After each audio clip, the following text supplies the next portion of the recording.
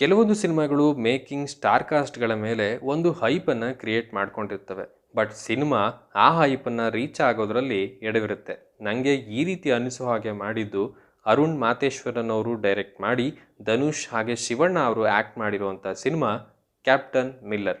ಸಿನಿಮಾದ ರಿವ್ಯೂಗೂ ಹೋಗೋಕ್ಕೂ ಮುಂಚೆ ನೀವಿನ್ನು ನನ್ನ ಚಾನಲ್ಗೆ ಸಬ್ಸ್ಕ್ರೈಬ್ ಆಗಿಲ್ಲ ಅಂದರೆ ಈಗಲೇ ಸಬ್ಸ್ಕ್ರೈಬ್ ಆಗಿ ನೋಟಿಫಿಕೇಷನನ್ನು ಆನ್ ಮಾಡ್ಕೊಳ್ಳಿ ಅಂತ ಹೇಳ್ತಾ ವಿಷಯಕ್ಕೆ ಬರೋದಾದರೆ, ಸಿನಿಮಾದಲ್ಲಿ ನಮಗೆ ಮುಖ್ಯವಾಗಿ ಸಿಗೋ ಪಾತ್ರದ ಹೆಸರು ಈಸಾ. ಇವನು ಬುಡಕಟ್ಟು ಜನಾಂಗಕ್ಕೆ ಸೇರಿದವನು. ಒಂದು ಸಣ್ಣ ಹಳ್ಳಿಯಲ್ಲಿ ತಮ್ಮವರ ಜೊತೆ ವಾಸವಾಗಿರ್ತಾನೆ. ಆ್ಯಂಡ್ ಇವರಿಗೆ ಅಲ್ಲಿ ಆಳ್ವಿಕೆಯನ್ನು ನಡೆಸುವಂಥವರಿಂದ ಒಂದಷ್ಟು ಕಟ್ಟುಪಾಡುಗಳು ಕೂಡ ಇರ್ತವೆ.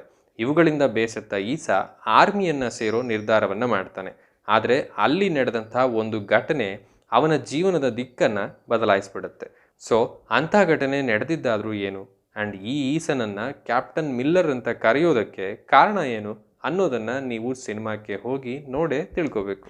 ಸಿನಿಮಾದಲ್ಲಿ ಇಷ್ಟ ಆಗಿದ್ದು ಸಿನಿಮಾದ ಮೇಕಿಂಗ್. ಇದನ್ನು ತುಂಬ ಅದ್ಧೂರಿಯಾಗಿ ಮಾಡ್ಕೊಂಡಿದ್ದಾರೆ. ಆ್ಯಂಡ್ ಸ್ಟಂಟ್ಸ್ಗಳನ್ನು ಕೂಡ ತುಂಬ ಚೆನ್ನಾಗಿ ಪ್ಲ್ಯಾನ್ ಮಾಡಿದ್ದಾರೆ. ಸ್ಪೆಷಲಿ ಅಟ್ಯಾಕ್ ಮಾಡುವಂಥ ಸೀನ್ಸ್ಗಳನ್ನು ತುಂಬ ಚೆನ್ನಾಗಿ ಡಿಸೈನ್ ಮಾಡ್ಕೊಂಡಿದ್ದಾರೆ. ಆ್ಯಂಡ್ ಅಲ್ಲಿ ಬರುವಂತಹ ವೆಪನ್ಸ್ಗಳನ್ನು ಕೂಡ ಅದರ ಡಿಸೈನ್ ತುಂಬಾ ಇಷ್ಟ ಆಯಿತು. ಆ್ಯಂಡ್ ಜಿ ವಿ ಪ್ರಕಾಶ್ ಅವರ ಮ್ಯೂಸಿಕ್ ಹಾಗೆ ಬ್ಯಾಕ್ಗ್ರೌಂಡ್ ಸ್ಕೋರ್ ಸಿನಿಮಾಕ್ಕೆ ಒಂದು ದೊಡ್ಡ ಹೈಪನ್ನು ತಂದುಕೊಟ್ಟಿದೆ. ಸ್ಪೆಷಲಿ ಕೆಲವು ಸೀನ್ಸ್ಗಳಲ್ಲಿ ಕೊಟ್ಟಿರುವಂಥ ಬ್ಯಾಕ್ಗ್ರೌಂಡ್ ಸ್ಕೋರ್ ಆ ಸೀನನ್ನು ತುಂಬ ಚೆನ್ನಾಗಿ ಹೈಲೈಟ್ ಮಾಡಿದೆ. ಇನ್ಫ್ಯಾಕ್ಟ್ ಕೆಲವು ಸೀನ್ಸ್ಗಳಲ್ಲಿ ಏನೂ ಇಲ್ಲದೆ ಇದ್ದರೂ ಅಲ್ಲಿರುವಂಥ ಬ್ಯಾಕ್ಗ್ರೌಂಡ್ ಸ್ಕೋರ್ ಆ ಸೀನನ್ನು ಪ್ರೇಕ್ಷಕನಿಗೆ ತುಂಬ ಚೆನ್ನಾಗಿ ರೀಚ್ ಮಾಡಿಸಿದೆ. ಆ್ಯಂಡ್ ಡೈರೆಕ್ಟರ್ ಅವರು ಸ್ವತಂತ್ರ ಪೂರ್ವದಲ್ಲಿ ನಡೆಯುವಂಥ ಒಂದು ಕಥೆಯನ್ನು ಚಾಪ್ಟರ್ ವೈಸ್ ಮಾಡಿ ಹೇಳೋಕೆ ಪ್ರಯತ್ನ ಮಾಡಿರೋದು ಚೆನ್ನಾಗಿತ್ತು. ಇನ್ನು ಪರ್ಫಾರ್ಮೆನ್ಸ್ ಬಗ್ಗೆ ಹೇಳೋದಾದರೆ, ಕೆಲವು ಕಡೆ ಧನುಷ್ ಅವರ ಎಕ್ಸ್ಪ್ರೆಷನ್ ರಿಪೀಟ್ ಅಂತ ಅನಿಸಿದ್ರು ಅವರ ಬಾಡಿ ಲ್ಯಾಂಗ್ವೇಜ್ ಚೆನ್ನಾಗಿತ್ತು. ಸ್ಪೆಷಲಿ ಒಂದು ಸ್ಟೇಷನ್ನಲ್ಲಿ ಕಿಟಕಿಯಿಂದ ಫೈಟ್ ಮಾಡೋ ಟೈಮ್ನಲ್ಲಿ ಆ್ಯಂಡ್ ಫಸ್ಟ್ ಟೈಮ್ ಅವರು ಫೈರ್ ಮಾಡಿದ ನಂತರ ಬರುವಂಥ ಅವರ ಬಾಡಿ ಲ್ಯಾಂಗ್ವೇಜ್ ಇಷ್ಟ ಆಯಿತು.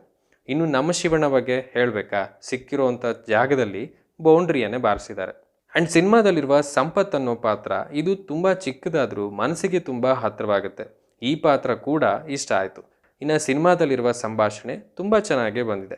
ಒಂದಕ್ಕೆ ಒಂದನ್ನು ಕನೆಕ್ಟ್ ಮಾಡಿರೋ ರೀತಿ, ಕೌಂಟರ್ ಕೊಡುವಂಥ ಡೈಲಾಗ್ಗಳು, ಇಂಡೈರೆಕ್ಟಾಗಿ ಹೇಳೋವಂಥದ್ದು, ಅಂದರೆ ಈಗ ನೆಕ್ಸ್ಟ್ ಏನಾಗುತ್ತೆ ಅನ್ನೋದನ್ನು ಒಂದು ಕಥೆಯನ್ನು ಕಟ್ಟಿ ಹೇಳಿರೋ ರೀತಿ ಇಷ್ಟ ಆಯಿತು.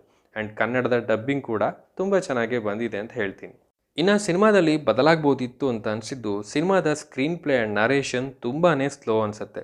ಒಂದು 4ರಿಂದ 5 ನಿಮಿಷದಲ್ಲಿ ಹೇಳುವಂಥ ವಿಷಯವನ್ನು ತುಂಬಾ ಎಳೆದಿದ್ದಾರೆ ಅನ್ನೋದು ಎಂಥವರಿಗೂ ಗೊತ್ತಾಗುತ್ತೆ. ಆ್ಯಂಡ್ ಇದನ್ನು ತುಂಬ ಎಂಗೇಜಿಂಗ್ ಆಗಿ ಬರ್ಕೋಬೋದಿತ್ತು. ಆ್ಯಂಡ್ ಕ್ಯಾಪ್ಟನ್ ಮಿಲ್ಲರ್ ಅನ್ನೋ ಪದಕ್ಕೆ ಇಡೀ ಸಿನಿಮಾದಲ್ಲಿ ಎಲ್ಲೂ ಕೂಡ ಒಂದು ಜಸ್ಟಿಫಿಕೇಷನ್ ಸಿಕ್ಕಿಲ್ಲ ಅಂತ ನಂಗೆ ಅನಿಸುತ್ತೆ. ಆ್ಯಂಡ್ ಸಾಕಷ್ಟು ವಿಚಾರಗಳ ಬಗ್ಗೆ ಕ್ಲಾರಿಟಿಯನ್ನು ಕೊಟ್ಟಿಲ್ಲ. ಫಾರ್ ಎಕ್ಸಾಂಪಲ್, ಫೈರ್ ಮಾಡೋಕೆ ಹೆದರಿ ನಡುಗೋವಂಥವನು ಶಾರ್ಪ್ ಶೂಟರ್ ಆಗಿದ್ದು ಹೇಗೆ ಅನ್ನೋದಕ್ಕೆ ಒಂದು ಕ್ಲಾರಿಟಿ ಇಲ್ಲ. ಶಿವಣ್ಣ ಸತ್ತು ಹೋಗಿದ್ದಾರೆ ಅಂತ ಹೇಳ್ತಾರೆ, ಬಟ್ ಅವರು ವಾಪಸ್ ಬಂದಿದ್ದು ಹೇಗೆ, ಅಥವಾ ಅವರು ಸತ್ತೇ ಇರಲಿಲ್ವಾ ಅನ್ನೋ ವಿಚಾರಕ್ಕೂ ಕೂಡ ಕ್ಲಾರಿಟಿ ಇಲ್ಲ. ಆ್ಯಂಡ್ ಸ್ವಾತಂತ್ರ್ಯ ಹೋರಾಟ ನಡೀತಾ ಇದೆ ಹೌದು, ಬಟ್ ಅದಕ್ಕೆ ಕ್ಲೈಮ್ಯಾಕ್ಸ್ನಲ್ಲಿ ಒಂದೊಳ್ಳೆಯ ವ್ಯಾಲ್ಯೂವನ್ನು ಆ್ಯಡ್ ಮಾಡಬಹುದಿತ್ತು.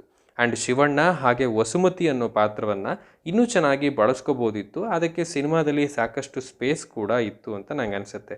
ಆ್ಯಂಡ್ ಗನ್ ಫೈರಿಂಗ್ ಸೀನ್ಸ್ಗಳು ಸಿನಿಮಾದಲ್ಲಿ ತುಂಬಾ ಜಾಸ್ತಿ ಆದವು ಅಂತ ಕೂಡ ಅನಿಸುತ್ತೆ. ಇನ್ಫ್ಯಾಕ್ಟ್ ಸಿನಿಮಾ ನೋಡಿ ಹೊರಗೆ ಬಂದ ಮೇಲೆ ನಮ್ಮ ತಲೆಯಲ್ಲಿ ಗನ್ ಸೌಂಡ್ ಮಾತ್ರ ಗುಹಿಗುಡ್ತಾನೆ ಇರುತ್ತೆ. ಇವುಗಳ ಬಗ್ಗೆ ಸಿನಿಮಾದ ಟೀಮ್ ಸ್ವಲ್ಪ ಗಮನ ಹರಿಸಿದ್ದಿದ್ರೆ ಸಿನಿಮಾ ಇನ್ನೂ ಚೆನ್ನಾಗಿ ಬರ್ತಿತ್ತು ಅಂತ ನಂಗೆ ಅನಿಸುತ್ತೆ. ಇದಿಷ್ಟು ನನ್ನ ರಿವ್ಯೂ.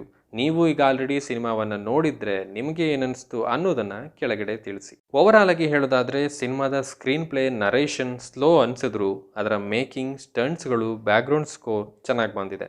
ಸೊ ನೀವು ಧನುಷ್ ಅವರ ಫ್ಯಾನ್ ಆಗಿದ್ದರೆ, ಸ್ವಾತಂತ್ರ್ಯ ಪೂರ್ವದ ಕಥೆಯನ್ನು ನೋಡೋಕೆ ಇಷ್ಟಪಡ್ತೀವಿ ಅನ್ನೋರಾದರೆ ಈ ಸಿನಿಮಾಕ್ಕೆ ಹೋಗ್ಬೋದು ಅಂತ ಹೇಳ್ತಾ ನಾನು ಮತ್ತೆ ಸಿಗ್ತೀನಿ. ಅಲ್ಲಿವರೆಗೂ ಸ್ಟೇ ಟ್ಯೂನ್.